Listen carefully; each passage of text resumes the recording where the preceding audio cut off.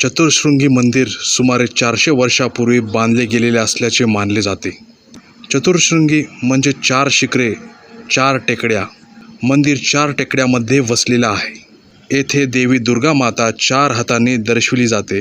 त्यामुळे मंदिराला चतुर्शृंगी देवी असे नाव पडले.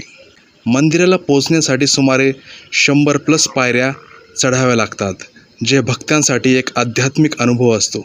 येथे नवरात्र दरम्यान मोठा उत्सव साजरा केला जातो आणि हजारो भक्त दर्शनासाठी येतात. चतुर्शृंगी देवीला पुणे शहराचे ग्रामदैवत मानले जाते.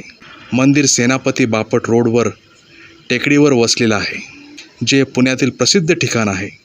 देवीची मूर्ती स्वयंभू स्वतः निर्माण झालेली असल्याचे मानले जाते. मंदिराच्या परिसरात सुंदर टेकड्या आणि निसर्गरम्य दृश्य आहे, जे भक्तांना शांतता देतात. असे मानले जाते की येथे मनापासून प्रार्थना केल्यास इच्छा पूर्ण होतात.